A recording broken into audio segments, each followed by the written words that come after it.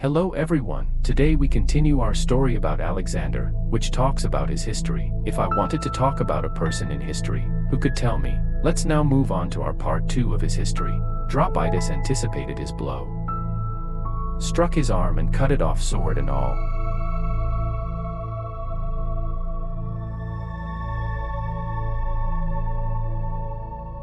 Now the Greek army was across the river, and the Persian cavalry faced a wall of Macedonian spears.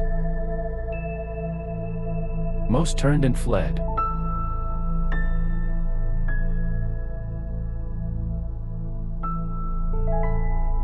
The speed and shock of Alexander's attack meant Persia's Greek mercenaries hadn't even had time to join the battle. Alexander, in a blood rage, or possibly regarding these Greeks as traitors, ignored their appeals for mercy. The mercenaries were surrounded on all sides and massacred.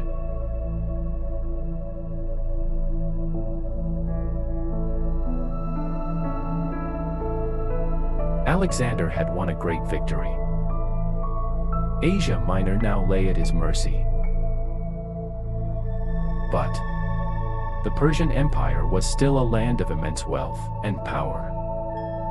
Already, it was mobilizing its vast resources to face him. If Alexander was to conquer this empire and take his place in history, he'd next have to face Darius, King of Kings himself.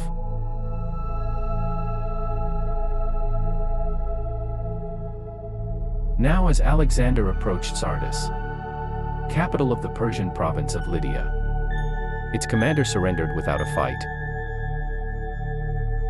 But before Alexander could advance further, he needed to neutralize Persian naval power. Persia had a powerful fleet, with major naval bases around the eastern Mediterranean, that could potentially cut his lines of communication back to Greece. Rather than challenge the Persians at sea, Alexander decided to attack its nearest bases, the Greek coastal cities of Miletus and Halicarnassus. Both put up determined resistance, but were taken by winter. The following spring of 333 BC, Alexander continued his advance into Lycia and Phrygia. At Gordium he was shown the legendary Gordian knot. A prophecy said that whoever could unpick it would rule all Asia. Alexander simply took his sword and sliced it in half.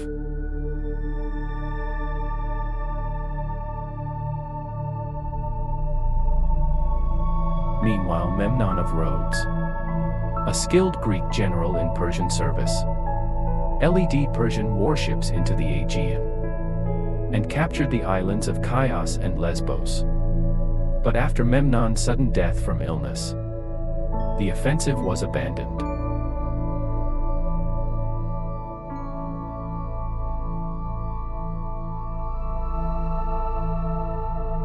"18 months had passed since Alexander's army crossed the Hellespont and invaded the Persian Empire. Now Alexander led his men into Cilicia and was soon poised to cross the Ner Mountains into Syria. But then the main Persian army, led by King Darius III himself, emerged behind the Greek army to the north. Darius was determined to trap and destroy Alexander's army, which he outnumbered almost 2 to 1. So he blocked Alexander's only escape route by moving his army to the coastal plain near Issus, just 6 miles wide from mountains to sea.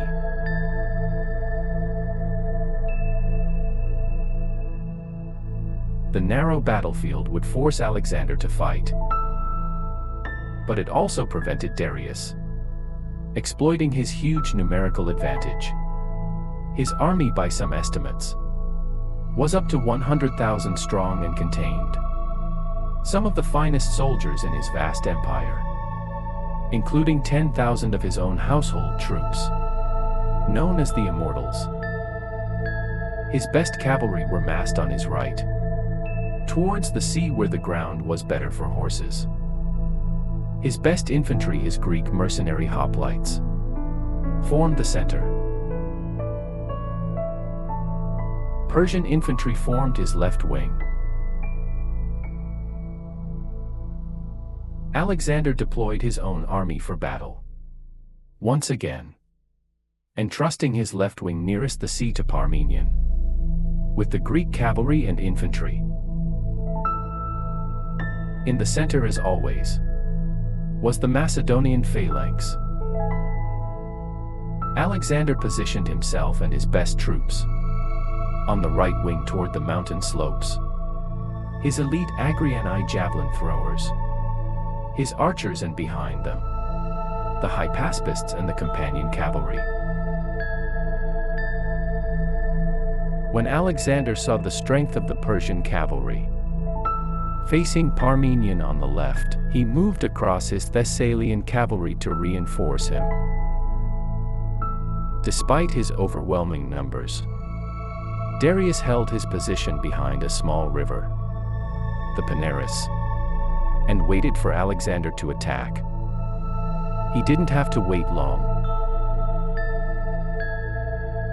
Alexander called out to his men, urging them to fight bravely, picking out some by name. Then at the head of his army's right wing he charged.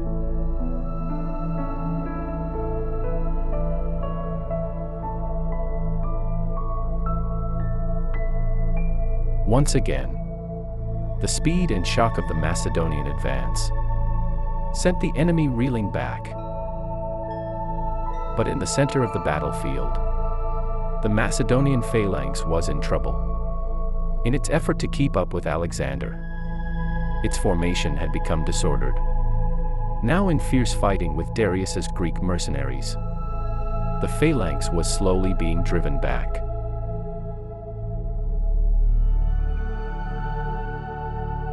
Alexander, seeing the danger, regrouped and led the companions in a headlong charge, straight at the Persian center. The Greek mercenaries, threatened on their flank, were soon in disarray, and the Macedonian phalanx was able to resume its advance. Alexander fought his way towards the great king, Darius himself. Rather than face this apparently mad and fearless Macedonian king, Darius fled the battlefield in his royal chariot. Meanwhile, the Macedonian left wing under Parmenion was in a desperate fight against the best of the Persian cavalry. If the Persians could break through here, they could envelop Alexander's army and snatch victory from the jaws of defeat. But Parmenion and his troops fought doggedly and continued to hold the Persians at bay. As the news that Darius had fled spread among his troops, they abandoned the fight and tried to save themselves.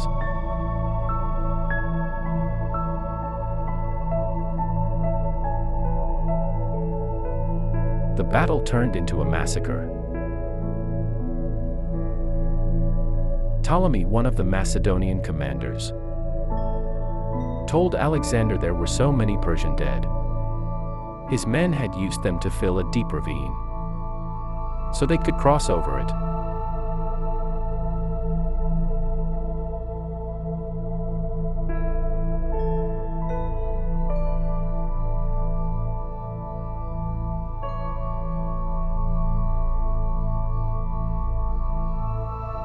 The Battle of Issus was a stunning victory for Alexander, and amongst the spoils of victory were Darius's wife, mother, and 3 children, all taken alive and well treated by Alexander. With the Persian field army in retreat, Alexander now turned to subduing the western territories of the Persian Empire. The next year, 332, the coastal cities of Phoenicia submitted to Alexander, ending Persian naval power in the Mediterranean. But the island city of Tyre resisted. Tyre's defenders fought bravely and skillfully, even when Alexander began building a causeway to the island, protected by 2 giant siege towers, which they counterattacked with fire ships. But after 7 months, the city walls were breached and Tyre fell. Most of its citizens were killed or enslaved. Gaza too was taken by siege. Alexander continued to Pelusium on the Nile Delta, where the Persian governor of Egypt surrendered the entire province to Alexander, along with the royal treasury.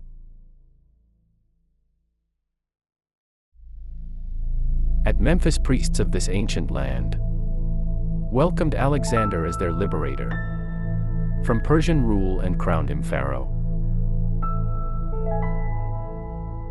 At the mouth of the Nile he founded a new city, Alexandria, then traveled to the desert oracle of Siwa, where according to some accounts, the priests welcomed him as son of Ammonius, king of the gods. Alexander returned east to Tyre, where in 331 BC he received news of trouble back home. Despite his great victories over the Persians, many Greeks regarded Alexander as a tyrant. King Aegeus of Sparta, with Persian support, now launched a revolt against Macedonia. Antipater, Alexander's commander in Greece, was already dealing with rebellion in Thrace, but he quickly marched south and met Aegeus in battle near the city of Megalopolis.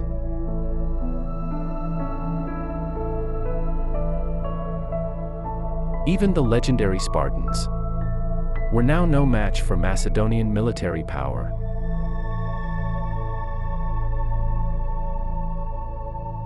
The Spartan army was crushed.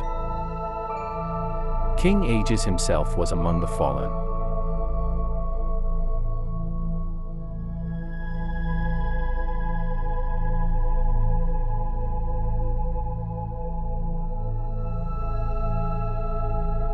With his base in Greece secure once more, Alexander advanced towards the Persian heartlands. Seeking a final showdown with Darius, he received a letter from the Persian king, offering him a fortune in gold, his daughter in marriage and half his empire in exchange for peace. But Alexander's stunning victories, all the oracles and acclamations, had now convinced him that his destiny was to rule the world. He rejected the Persian king's offer. He didn't want half the empire. He was coming to take it all.